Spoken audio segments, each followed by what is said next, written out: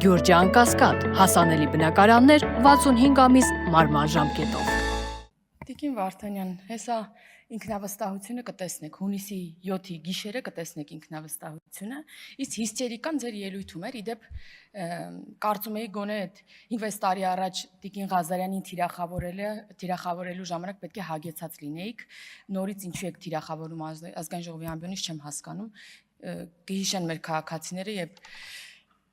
Տիկին Վարդանյանը իր հրոսակախմբով, չգիտեմ քանի հոգով հետապնդում էր իր երեխային կերակրելու համար տուն շտապող Սոնա Ղազարյանին հարվածելով մեքենային, չգիտեմ ինչ, այլ հիստերիկան է դա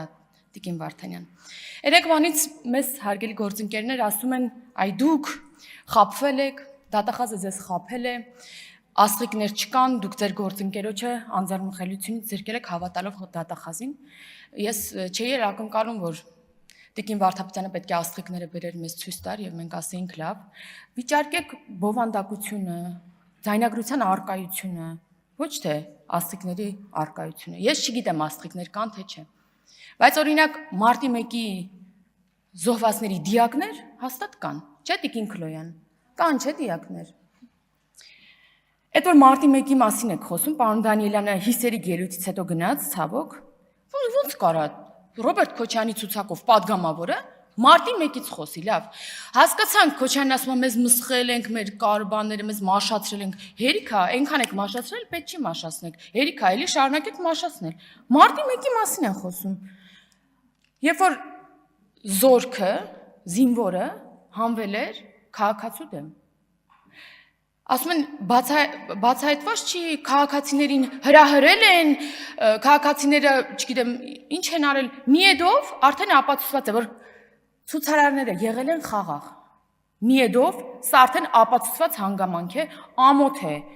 այդ մասնակից քաղաքացիներին, զոհվածների հիշատակը հարգեք ու նման բաներ մի շահարկեք։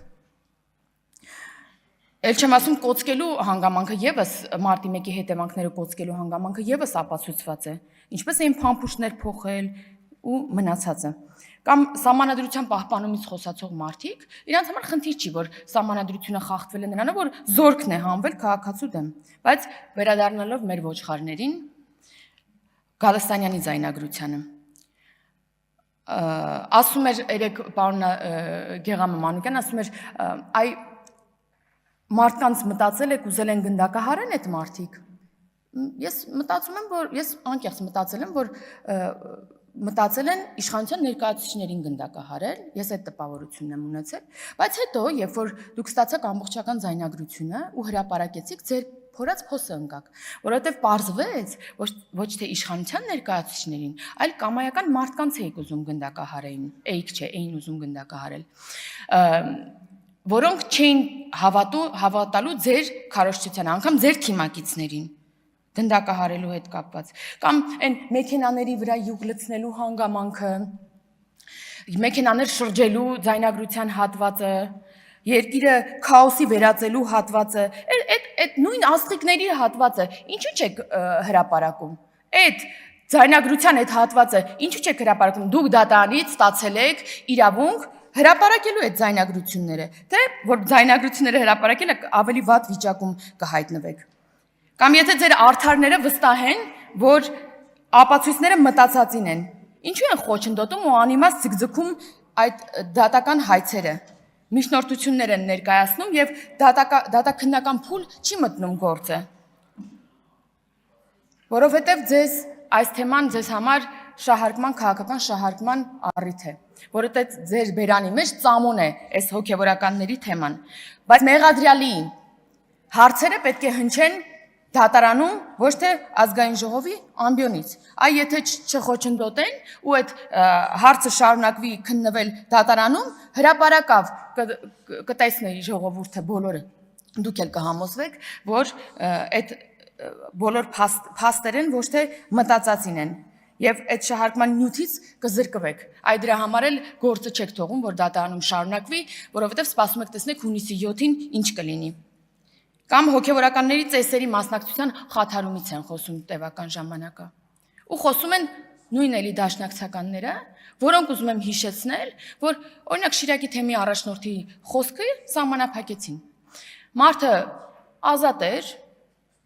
խոսում էր, ծեսերին էր մասնակցում, տարան երկիր մեդիա, իրանց կուսակցական լրատվամիջից հարցազրույցը վերցրեցին ու չհրապարակեցին։ Ինչի՞ եք սահմանափակում այդ մարդու ազատ խոսքի իրավունքը։ Բայց տիկին դատախազ իրականում շատ գնահատելի է ձեր հսկայածավալ աշխատանքը, որքան էլ ոմանք փորձեն այս ամբիոնից դա փոքրացնել։ Ասում են, այ ընդհանրապես ապօրինի գույքի բռնագազման գործով մեկ վճիռ կա։ Հատուկ մոլորեցնելով հասարակությանը ու չասելով, որ այդ օրենքը իրենք են ձեռքի բռնած տարել ու վիճարկել սահմանադրական դատարանում։ Ու ընդհանրապես ամիսներ առաջ է սահմանադրական դատարանը եզրակացություն տվել, որ այդտեղ սահմանադրականության հետ կապված խնդիր չկա։ Այդա չեն ասում։ Իդեպ այդ ձեռքի բռնածներից մեկն էլ այսօր կալուգացի օլիգարխի շահերն է պաշտպանում,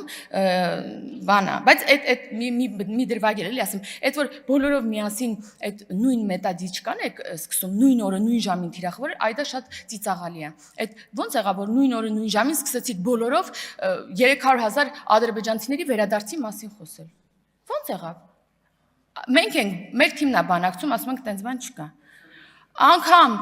ադրբեջանցի պաշտոնյան ուրիշ ժամանակ ինչ որ մի ՀԿ-ի գործավարի խոսքը կբերեք ստեղ կթիրախավորեք, այդ բանը կանեք, կշահարկեք։ Բա Ադրբեջանի խորհրդարանի պաշտպանության հանձնաժողովի նախագահը խոսել ու ասել է նման բան չկա։ Վերադարձի, վերաբնակեցումը իրատեսական չի։ Անգամ ասել է, որ դա Հայաստանում ներքին այդ շահարկման լարվածություն առաջացնելու համար է ընդհանրապես այդ թեման, նման թեմա չկա։ Ու ինձ համար ամոթ է, որ ձեր ադրբեջանամետ թեզերը հերքում է ադրբեջանցին։ Բայց քանի որ շատ ժամանակ չունեմ, ուղղակի ուզում եմ վերջում ասել, որ մի ձգձգեք այդ դատական գործերը անիմաստ, թողեք թո հաջորդ փուլը անցնի գործը դատարանում եւ մենք բոլորս լսենք արդեն ապացույցները, որովհետեւ միևնույն է հունիսի 7-ին սպասելու կարիք չկա, դուք արդեն իսկ պարտված եք եւ եւս մեկ անգամ ձեզ մերժելու է քաղաքացին։